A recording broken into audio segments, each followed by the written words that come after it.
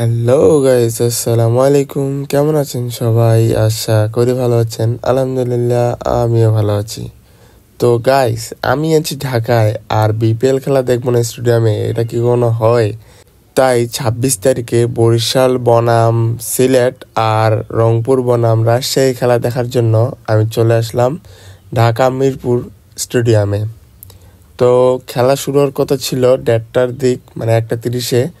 তবে আমি মনে করছিলাম যে অনেক হয়তো ভিড় হবে, তার জন্য আমি 1টার মধ্যেই স্টেডিয়ামে ঢুকে পড়ি। আর স্টেডিয়ামে প্রথম ঢুকলাম, আমি কখনো কিন্তু স্টেডিয়ামে খেলা দেখিনি। প্রথম ঢুকেই মানে আমার খুব ভালো লাগলো। আর দর্শক তেমন ছিল না প্রথমত, কিন্তু কিছুক্ষণ পর অনেক দর্শক হয়ে যায়, মানে দর্শক আস্তে আস্তে আসতে শুরু করে। তো প্রথম খেলা শুরু হবে হচ্ছে বরিশাল বনাম সিলেট।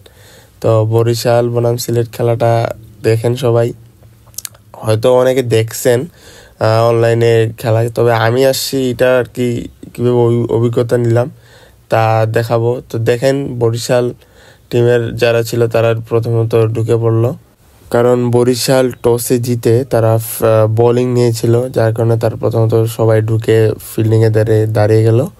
আর এদিকে সিলেট স্ট্রাইকার থেকে 2জন আসতেছিল ব্যাট করার জন্য।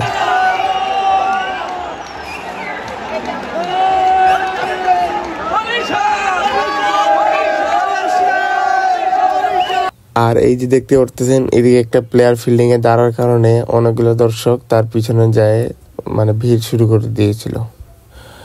আর আমি স্ট্যান্ড নিয়েছিলাম হচ্ছে শহীদ আবু সাইদ স্ট্যান্ড, যার টিকিট মূল্য মাত্র 350 টাকা, মানে 300 টাকা টিকিট মূল্য, আর ভ্যাট সহ হচ্ছে 350 টাকা পড়ে যায়। তো এখানে টিকিট ভিন্ন ধরনের রয়েছে। টিকিটের মূল্যগুলো জানার জন্য আপনাকে অনলাইনে দেখতে হবে, টিকিটের ওইখানে যেয়ে বুঝতে পারবেন যে কোন স্ট্যান্ডের দাম কত করে। আর মাঠের মধ্যে রয়েছে এই একটা পুতুল, যেটি সম্পূর্ণ মাঠ চারদিকে ঘুরে ঘুরে সবাইকে বিনোদন দেয়। তো ভিউয়ার্স, এই 34 নম্বর ম্যাচের বরিশাল বনাম সিলেট স্ট্রাইকারের মধ্যে আপনারা কোন টিম সাপোর্ট করেন তা অবশ্যই আমার কমেন্টে জানিয়ে দেবেন। আর আমি এই ম্যাচের মধ্যে কিন্তু বরিশালকেই সাপোর্ট করেছিলাম। তো ফার্স্ট ইনিংসের খেলা শেষ, অর্থাৎ সিলেট স্ট্রাইকার টার্গেট দিয়েছে বরিশালকে। আর আমি নিচেই দেখি যে এই ভাইয়েরা আসছে, অনেকে এই ভাইয়াদেরকে চিনেন, এরা কিন্তু রংপুরের ভাইরাল, অর্থাৎ ইউটিউব এবং ফেসবুক পেজে ভাইরাল এদের পেজ রয়েছে। এদের পেজের নাম রয়েছে আলফা টেক। আর এরা অনেকে আমার ভিউয়ার্সের মধ্যে অনেকে এদের ভিডিও দেখে থাকেন। তো ভাইয়াদের সাথে আমি পরিচয় হলাম, সাক্ষাৎকার করলাম। ভাইয়ারা কিন্তু অনেক ভালো, তাদের ব্যবহার অনেক ভালো। তো সবাই এদের সাথে ছবি তুলতে গেছে, আর তারা লিখে নিয়ে আসছে তাদের এর মধ্যে যে রংপুর রাইডার্স, তাদের এটা আমার খুব ভালো লাগলো। তারপরে 33 নম্বর খেলাটি শেষ হয়ে গেল এবং মাঠ পরিষ্কার পরিচ্ছন্নতার কাজ শুরু হয়ে গেল।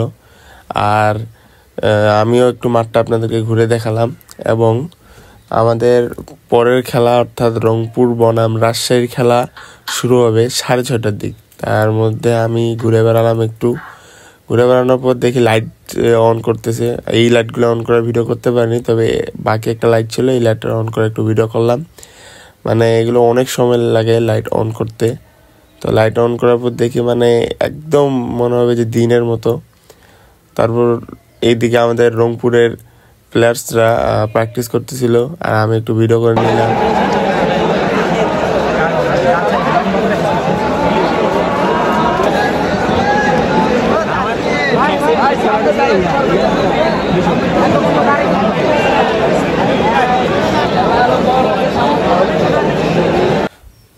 তারপর রংপুর টসে জিতার পর তারা নিয়েছিল ফিল্ডিং, আর রাজশাহীকে দিয়েছিল ব্যাটিং। তো এইদিকে রংপুর রাইডার্সের প্লেয়ারগুলো ফিল্ডিংয়ের জন্য নেমে পড়লো এবং রাজশাহীর 2জন আসতেছিল ব্যাট করার জন্য। তো ভিউয়ার্সরা, 34 নম্বর ম্যাচের রংপুর বনাম রাজশাহীর মধ্যে আপনারা কোন টিম সাপোর্ট করেন তা অবশ্যই আমার কমেন্টে জানিয়ে যাবেন।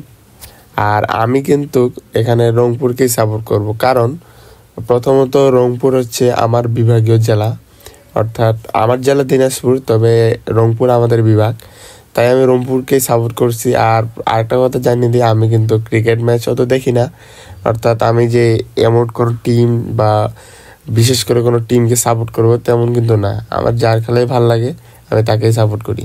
তো এখানে আমার রংপুরে খেলা ভালো লাগতেছিল বলে আমি রংপুরকে সাপোর্ট করতেছিলাম। তবে দুঃখজনকভাবে এই যে আজকে কিন্তু রংপুর ম্যাচ হারে যায়।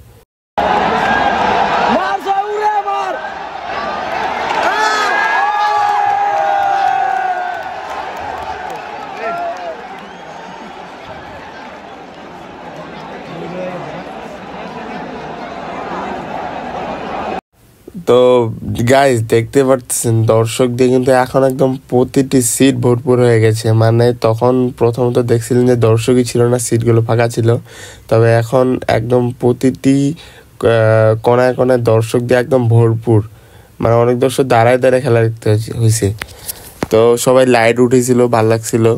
আর একটু পরেই দেখতেছি এখানে কি নিয়েছে, ডিআরএস নিয়েছে, যার কারণে এখানে রিপ্লাই দেখাচ্ছিল আমাদের স্ক্রিন বোর্ডে। তো এটাও দেখতেছিলাম, আপনারাও দেখেন। এটা ছোট একবার, এটা একটু বড় আছে।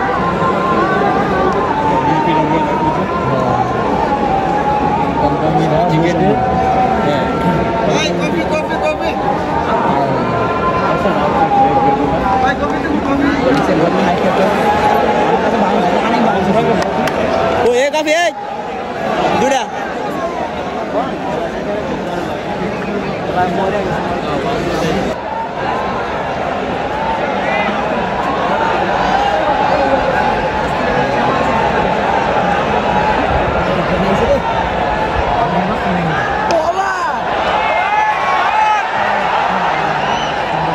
তারপর দেখতে দেখতেই ফার্স্ট ইনিংসের খেলা শেষ হয়ে গেছিল।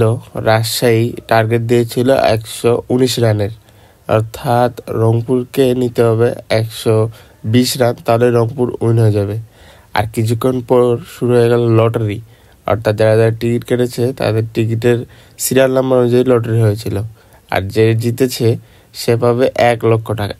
ভাই আমার কপালে এরকম লাক নাই, তার কারণে আমি এগুলো পাই না। তো তারপরে দেখতেছি যে রাজশাহীর প্লেয়াররা ফিল্ডিংয়ের জন্য চলে এসেছে এবং রংপুর থেকে আসছে 2 জন ব্যাট করার জন্য।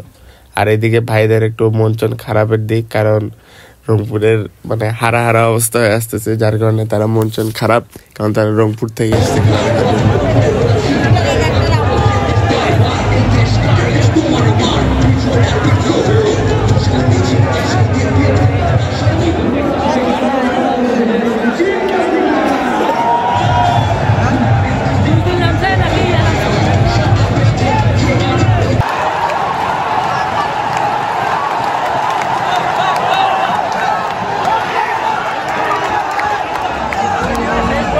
তো ভিউয়ার্স, খেলা শেষ হয়ে গেল, অর্থাৎ রংপুর হারে গেল। আসলে সাইফুদ্দিন ভাই অনেক চেষ্টা করলো, বাট শেষ পর্যন্ত 2 রানের জন্য হারে গেল। তো আর কি করবো, আমি চলে যাচ্ছি বাসায়। সবাই ভালো থাকবেন, সুস্থ থাকবেন, দেখা হবে অন্য কোনো ব্লগে। ততক্ষণ পর্যন্ত আল্লাহ হাফেজ।